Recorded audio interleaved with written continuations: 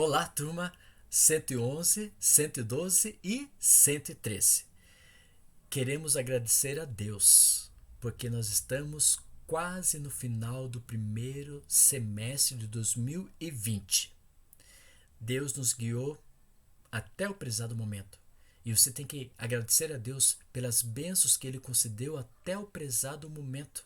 Pela saúde, pela alimentação, pelo vestuário, pela segurança e principalmente desses problemas que está ocorrendo no mundo relacionado a coronavírus 19. Obrigado porque você está com vida e vamos agradecer a Deus por isso. Na última aula nós tivemos a oportunidade de estudar com vocês sobre a importância da água, falamos sobre a água doce e salgada, falamos sobre o ciclo da água e também falamos sobre os oceanos.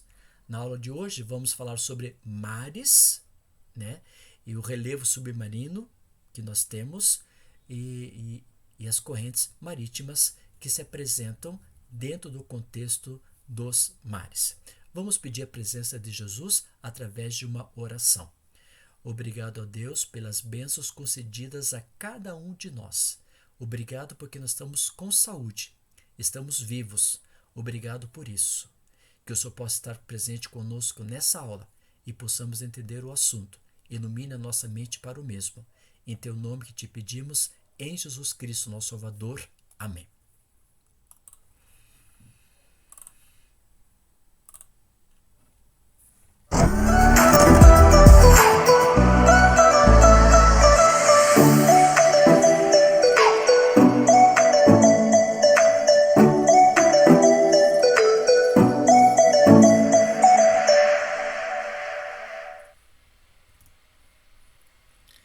Como eu falei para vocês, na última aula, nós estudamos com vocês Sem Água Não Existe Vida. Nós falamos sobre o ciclo hidrológico da água, falamos sobre a questão dos estados onde a água passa. Nós falamos sobre a questão dos oceanos e os recursos dos oceanos, né? E também nós já comentamos sobre as marés, né? Da página número 45. Falamos sobre o que são ondas, o que são correntes marinhas. E na aula de hoje nós vamos ver com vocês relacionado a mares, o relevo submarino, né? São questões que vamos estudar na aula de hoje. E aí já a primeira pergunta nos diz o que são mares, né? E quando você fala, nós podemos observar aqui, ó, aqui nesse mapa nós temos só aqui na parte do hemisfério norte nós temos vários índices de mares, desculpe. Nós temos aqui o Mar do Norte, que está situado aqui entre a Noruega e o Reino Unido. Nós temos o Mar Báltico, que está situado na Finlândia e Suécia. Nós temos o Mar Negro, que está situado aqui na região da Turquia.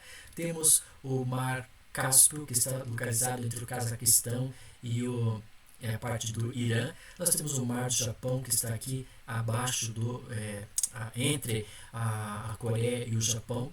Nós temos o Mar Mediterrâneo, que está entre o continente europeu e o continente africano. E nós temos o Mar Arábico, que está situado na parte sul da própria Ásia, e nós temos o mar da China, que fica perto aqui do contexto da China. Com todos esses tipos de mares que eu citei para vocês, que estão localizados através dessas setas, elas são divididos esses mares em 3 tipos de mar.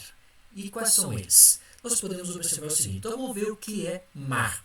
Mar são o quê? Blocos menores de água e são classificados conforme sua relação com os oceanos. E pode ter o quê? Nós podemos encontrar 3 tipos de mares conforme a página 47. Mar aberto, mar fechado e o mar Mediterrâneo. Então vamos ver eles. Aqui temos, nessa configuração, eu tenho aqui o mar interior, ou mar Mediterrâneo, ou mar continental, que nós podemos observar aqui nesse quadrinho aqui, né? Nesse espaço, nós temos o mar Mediterrâneo, que é um tipo de mar. Aqui nós temos o mar fechado. Nós vamos ver esse tipo de mar fechado que nós temos aqui nessa localidade, que não tem contato com outra água, né? Não tem contato, por exemplo, com o mar, e o mar aberto aqui nessa localidade. Ou seja, o mar Mediterrâneo ele tem contato com o Oceano Atlântico. O mar aberto ela tem uma pequena espaço aqui de conjunto de península, que vai ter acesso às águas do Oceano Índico. E agora o mar fechado ela não tem acesso a nenhum tipo de oceano, como temos o mar Mediterrâneo, que eu estou passando aqui a seta. Aqui o mar Mediterrâneo é um exemplo dele. Depois o mar aberto também tem saída para o oceano. E aqui, essa mar fechado não tem saída para o oceano. Então vamos ver o mar. Mar aberto são ligados aos oceanos por meio de grandes aberturas. E essas grandes aberturas poderão ser, por exemplo, através de estreitos, pode ser através de ilhas. A maior parte desses mar aberto, eles são separados das águas oceânicas através de ilhas, e essas ilhas de origem vulcânicas, né? Então, e aí como exemplo, nós podemos encontrar Mar das Antilhas, ou do Caribe, que é a mesma coisa, e o Mar do Norte. O Mar das Antilhas, ou do Caribe, ele fica situado entre a América do Norte e a América do Sul, ali na região da América Central. E o Mar do Norte, ele está localizado na região entre o Reino Unido e a Noruega. Já o mar ao norte, já diz o próprio nome, né? Está situado no hemisfério norte. E aqui nós podemos observar, olha só, quando eu falei para vocês o que é mar, eles são ligados ao oceano, aqui você pode observar o Oceano Atlântico e aqui nós temos o Mar do Caribe. Agora, essas águas do Oceano Atlântico, quando vem para o Mar do Caribe e essa para o Oceano Atlântico, ela vai ter o quê? Grandes aberturas. E essas aberturas são aqui, ó. Aqui tem uma abertura, aqui tem outra abertura, aqui tem várias aberturas. E isso aqui tudo vai ser separado por quem? Por ilhas. E a maior parte dessas ilhas são o quê? Originadas por atividades vulcânicas. E essas atividades vulcânicas formaram essas ilhas. Então, esse espaço aqui eu estou passando a seta aqui, nesse local aqui, você pode observar, é o Mar do Caribe ou o Mar das Antilhas, que ela é o quê? Separada do Oceano Atlântico por essas aberturas que nós chamamos de ilhas. Outro conjunto que nós temos é o que nós chamamos de mar fechado ou isolado, conforme se pode observar na sua apostila. E apesar de serem chamados de mares, são na verdade grandes regiões de concentração de água salgada, né? E que nós podemos colocar como exemplo o Mar da Galileia, que fica na Israel, o Mar Morto, também em Israel, que são abastecidos pelo Rio Jordão. E essas águas elas não têm saída para o oceano. Por isso nós chamamos de mar fechado ou isolado. E também nós temos o Mar de Aral. Alguns chamam de Lago de Aral porque ela também não tem saída, as suas águas, para o oceano. Então esses exemplos, como o Mar da Galileia, Mar Morto e Mar de Aral, são regiões que muitas vezes são chamados de lagos de água salgada, né? Por que são chamados de água salgada? Pela grande composição de concentração da salinidade no solo, e tendo a evaporação, o sol fica e forma essa concentração de águas com grande teor de sais.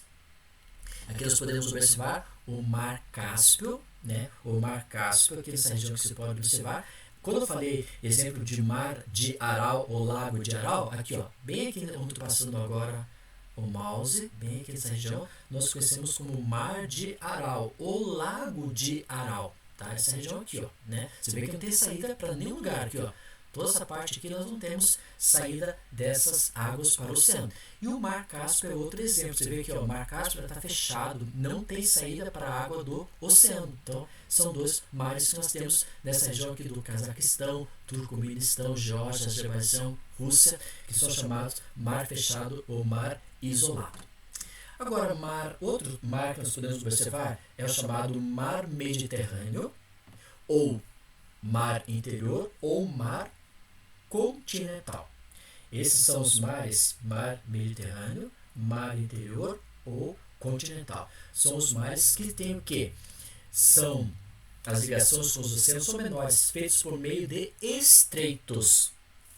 E são exemplo, por exemplo, assim, o mar Mediterrâneo. As águas do Oceano Atlântico para ir para o mar Mediterrâneo vai passar pelo Estreito de Gibraltar. O Mar Negro vai passar para o Mar de Mármara através do Estreito de Bósforo. O Mar Báltico, das águas do Oceano Atlântico, e para passar para o Mar Báltico, passa pelo Estreito de Kattegat. E o Mar Vermelho, para ir para o Canal do Suez, nós temos então esse espaço que nós chamamos de Canal do Suez. Esse Mar Vermelho, para ter a origem que foi construído um canal, esse último que eu coloquei, é mais artificial, porque o Mar Vermelho ele não tem saída para o Mar Mediterrâneo. Então foi construído o Canal do Suez, e esse Canal do Suez é um estreito, como eles colocam, para unir o Mar Vermelho com o Mar Mediterrâneo. Então, esses são os mares que nós citamos para vocês, mar aberto, fechado e o Mediterrâneo. E aqui nós podemos observar, né? Aqui, ó, bem aqui nós temos o Estreito de Gibraltar. Esse estreito aqui vai ver águas do Oceano Atlântico e vem em direção para o mar Mediterrâneo, né? A mesma coisa aqui, ó, nós temos o Estreito de Bósforo, o Estreito de Dardanelos. Então essa água aqui temos aqui, ó, Mar de Mármara. Como você pode observar aqui, ó, Mar de Mármara. Esse Mar de Mármara, para ter essas águas aqui, elas passaram por onde? Pelo Estreito de Bósforo, o Estreito de Dardanelos, e veio para essa Mar Mediterrânea aqui, como você pode observar, tá? Então você pode ver, ó, aqui tem um Mar Adriático que deságua o Mar Mediterrâneo, né? E esses todos vão deságua aqui, por exemplo, no oceano. Então ele vai ter essa saída. Só que está no interior, como nós chamamos Mar Mediterrâneo, ou interior ou continental. Ok? Bom, lá na página, quem tiver o seu livro, na página número 48, nós vamos falar com vocês sobre o relevo submarino, na página 48 e 49. E aí nos diz o seguinte: escondido sobre o cobertor das águas marinhas. Quando fala-se águas marinhas, esse contexto que já vimos que é formado por ondas, né? E essas ondas são provocadas pelos ventos, e o atrito com a água vai dar essas ondas que nós conhecemos. O solo oceânico apresenta um rico relevo de montanhas, planaltos e fossas profundíssimas. Então, como aqui externamente eu tenho planície, planalto, montanhas e depressões, nas águas oceânicas, lá no leito, nós vamos ter também o que? Temos planaltos, que são regiões planas, temos regiões montanhosas e também tem regiões de fossas profundas, que são conhecidas para nós na parte externa como áreas de depressão. Com essas formas, não estão expostas à erosão dos agentes externos, como por exemplo o vento e chuva. Por quê? Montanhas e planaltos e fossas profundíssimas, elas vão ter o quê? Agentes erosivos internos, que são provocados pelas águas oceânicas. Quando eu falo em planície, planalto, montanha e depressão, na parte externa como relevo, ela sofre o processo do vento e das chuvas, né? Aqui nós podemos observar, aqui nós temos o continente, que você pode observar aqui na seta. Depois nós temos o continente, temos a plataforma continental, esse espaço aqui. Aí vai formando aqui o talude, a formação aqui, ó, dessas ilhas. Aqui nós temos os dorsais oceânicos, as formações de ilhas, né? As regiões. Essas aqui são as principais formas que nós temos do relevo.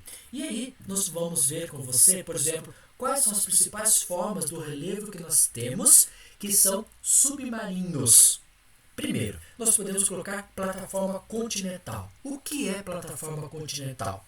Lá na página número 48, você pode observar que plataforma continental são terras submersas que se prolongam das terras emersas, como uma orla em torno dos continentes. Então essa plataforma continental começa na parte continental, já diz o próprio nome, parte continental. Ah, professor, mas eu vou lá na praia e eu já posso ver a plataforma continental? Sim, porque na praia, na areia, que vai dar essa formação de terras emersas, né? E aí, essa orla marítima que nós conhecemos como plataforma continental. Nós também temos nessa plataforma continental, topograficamente, ela é uma superfície quase plana, né, porque é região de planície, formado pelo acúmulo de sedimentos de origem continental. Esses sedimentos são provocados por águas das chuvas, dos ventos e até pelo próprio trabalho do homem, e esse trabalho constante das águas oceânicas vai levar esses sedimentos. E o espaço territorial da plataforma continental vai até 200 metros de profundidade, que também é o limite da penetração da luz solar. Então, lá na praia, que nós podemos observar com uma medida 0 metros a nível médio do mar, até 200 metros de profundidade, nós temos a plataforma continental. Agora, outra forma que nós conhecemos do relevo, que está na página número 48 e 49, nós chamamos de cordilheira submarinha. A cordilheira são elevações de forma regular que surgem aos longos dos oceanos, como, por exemplo, a dorsal mesoatlântica. Com mais de 10 mil quilômetros de comprimento, ela se estende por todo o Oceano Atlântico, da Antártica até a Islândia. Sua formação se deve ao afastamento das placas tectônicas que permitiu que o magma chegasse até a superfície. Então, quando o magma, que nós chamamos as lavas vulcânicas, saem, por exemplo, do interior da Terra, ela forma o processo do vulcanismo. Agora, quando se forma em águas oceânicas, elas vão dar origem ao que nós chamamos de dorsais. E essas dorsais nós temos aqui, por exemplo, a dorsal do oeste, como caracterizei na última aula relacionada ao Oceano Atlântico. Em alguns pontos, os picos se elevam acima do nível do mar, que formam as ilhas, como, por exemplo, ali no Mar do Caribe, nós temos uma grande concentração de ilhas, e essas ilhas foram originadas por atividades vulcânicas.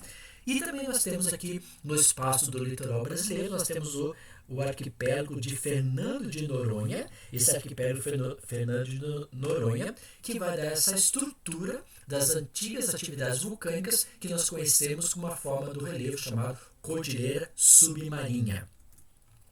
Outra forma que nós temos, que são as 3 formas que eu citei no início, é chamada de fossas tectônicas ou áreas de vales profundos. Fossas oceânicas, também conhecidas como fossas abissais.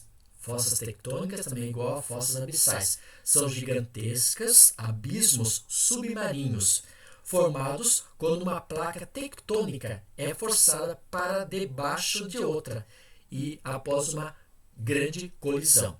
E uma das maiores fossas tectônicas que nós temos é chamada Fossa das Marianas, que fica a 11 mil metros de profundidade no Oceano Pacífico. Ele é de maior profundidade que nós podemos observar.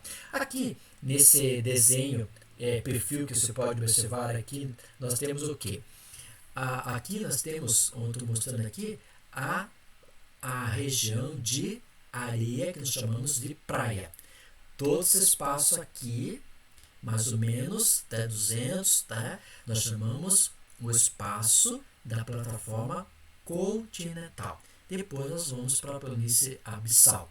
Por exemplo, o Brasil ela vai ter o espaço oceânico que chega até essa região aqui. Ó. Toda essa plataforma continental faz parte do contexto do Brasil.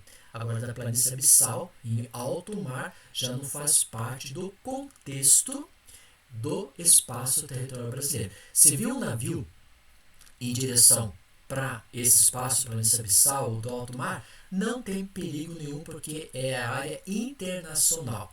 Agora, quando estamos nesse espaço aqui, ó, que é chamado de plataforma continental, nessa plataforma continental não se pode vir, por exemplo, navios de outras bandeiras para circular nessa área da plataforma continental, que é uma área brasileira. Logicamente que esses navios cargueiros de petróleo, de grãos e por diante, eles têm esse acesso direto no espaço brasileiro, porque já são conveniados com a economia do Brasil. Mas outros navios que não têm nenhuma atividade econômica ou social ou política com o Brasil não pode passar de uma área para outra. Se o Brasil, por exemplo, se aqui tiver petróleo, bem nessa área eu estou passando, se tiver petróleo, pertence ao Brasil? Não, porque o Brasil só vai ter essa área de plataforma continental. Então aqui que nós vamos ter as principais áreas de concentração de atividade petrolífera. Agora para cá é de origem de alto mar. Tá? Aqui nesse mapa, nessa figura, nós podemos observar quando falei para você, por exemplo, sobre a cordilheira submarina.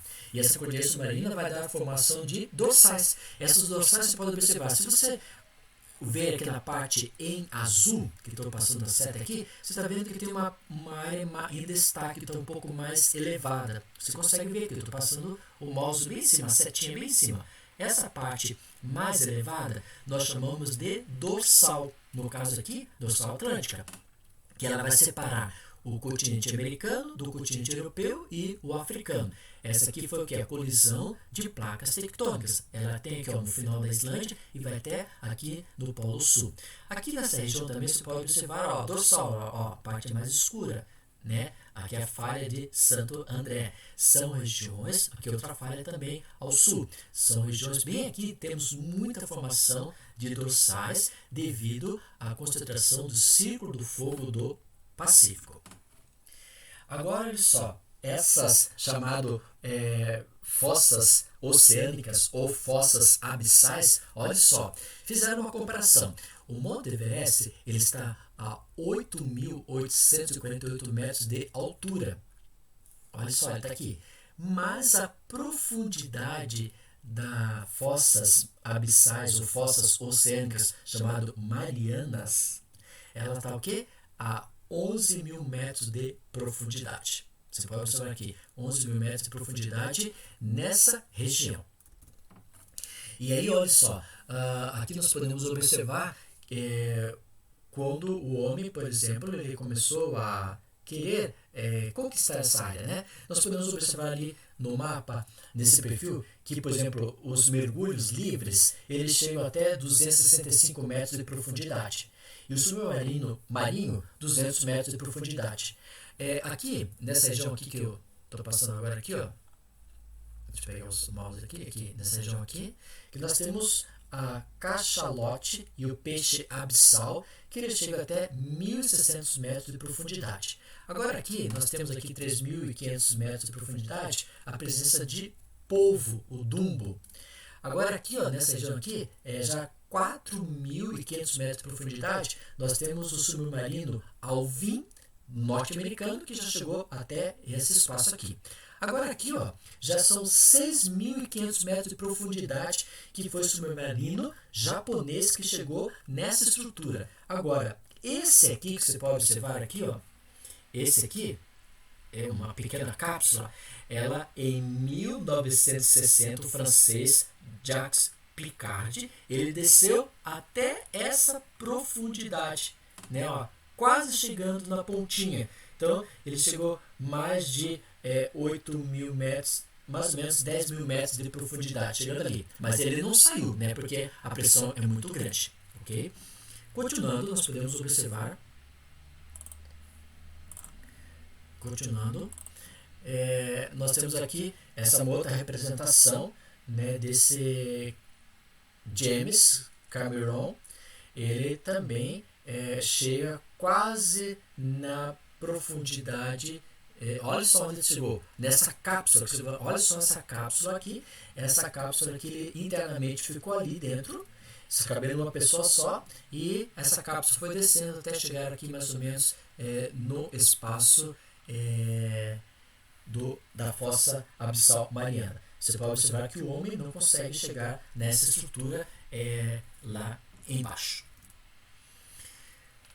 Já o praticando, eu gostaria que você lesse na página 49, 50 e 51 as questões ambientais marinhas, como, por exemplo, o tipo de poluição, por que está ocorrendo o branqueamento de corais, por que está ocorrendo, o que acontece quando temos o vazamento do petróleo, o que vai ocorrer com as águas oceânicas devido ao vazamento do petróleo.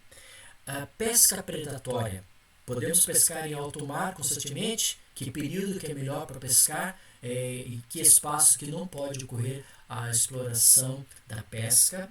E problemas dos mares fechados. Isso você vai ler na página que foi citado, 49, 51, sobre os problemas que vai ocorrendo. Aqui diz assim, estamos criando um oceano de plástico, tanto lixo que vai encontrando, por exemplo, nas áreas litorâneas, na plataforma continental, na região de fossas abissais e nas dorsais que nós estudamos com vocês. Tá? Então, a atividade para você é ler essas páginas e se observando os problemas ocasionados pelo próprio homem nas águas oceânicas. Na próxima aula dessa semana, vamos ver com vocês relacionado a rios, da página 51 a 56. Bom, estamos chegando ao final do primeiro semestre, como eu já comentei com vocês, e aí nós vamos ter a atividade diagnóstica do mês de junho. Já comentei numa live, já comentei nas aulas anteriores, e para você fazer isso aqui, né? Essa atividade será a apostila número 2, do módulo número 4, da página 60, 61, 62, 63 e 64. São 5 páginas praticamente, né, que você vai realizar. E as 5 páginas você vai entregar no dia 24 de junho para a turma 111, para a turma 112 no dia 24 também, e a turma 113 no dia 25. Obrigado pelas lives que você toda segunda-feira você está participando, corrigindo as atividades da cartografia, e também obrigado porque você está curtindo os vídeos. Obrigado pela sua atenção e quero agradecer pela oportunidade que você está ouvindo, grifando, anotando as questões relacionadas ao assunto que nós conversamos nessa aula. Que Deus possa abençoar você ricamente e que Jesus possa ser sempre o centro da sua vida. Que Deus abençoe você. Oremos. Obrigado a Deus pelas bênçãos concedidas a cada um de nós. Que o Senhor possa nos abraçar com teu grande amor e que nós possamos estar inundados pelo amor de Jesus Cristo. Fica com cada aluno da 111, 112, 113, abençoando e dando as suas bênçãos aos seus familiares também. É em teu nome que te pedimos, em Jesus Cristo, nosso Salvador. Amém. Quando a Bíblia fala assim, que os nossos pecados são esquecidos por Deus, ele é lançado nas profundezas das águas oceânicas, como nós vimos hoje, nas fossas abissais marianas, a mais de 11 mil metros de profundidade. Que quando Deus perdoa a cada um de nós, Deus esquece disso. E Deus colocou nas maiores profundezas porque o homem não chegou até lá. Que Deus possa abençoar você. Até a próxima aula. Muito obrigado pela sua atenção. Fui.